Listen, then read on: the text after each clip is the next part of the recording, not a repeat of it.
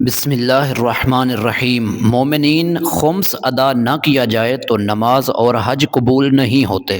یہی سوال آیت اللہ سستانی رحمۃ اللہ علیہ سے ہوا۔ کچھ لوگ کئی برس نمازیں پڑھتے اور حج بجا لاتے ہیں اور اس دوران وہ خمس ادا نہیں کرتے، کیا ایسے افراد پر واجب ہے کہ وہ حج اور نماز کی قضا بجا لائیں، یعنی اپنے اعمال کو دوبارہ بجا لائیں؟ جواب: اگر نماز کے دوران اس کے بدن کا لباس جس کے ذریعے واجب حصوں کو چھپایا جاتا ہے ایسا تھا جس میں خمس ادا نہیں کیا گیا، تو آیت اللہ سستانی رحمۃ اللہ علیہ فرماتے ہیں تو ایسی صورت میں بطور احتیاط واجب نماز کی قضا بجا لائے اور اسی طرح حج کی بھی قضا بجا لائے۔ یہ تمام احکامات اس صورت کے ہیں جب یہ شخص وجوب خمس کا علم رکھتا ہو اور یہ بھی جانتا ہو کہ جس کا خمس ادا نہ کیا گیا ہو اس مال میں تصرف کرنا، یعنی اس کو استعمال کرنا حرام ہے۔ اور مومنین، جب کوئی شخص جاہل مقصر ہو، یعنی وہ تعلیم دین تو حاصل کر سکتا تھا، جان بوجھ کر تعلیم دین حاصل نہ کی،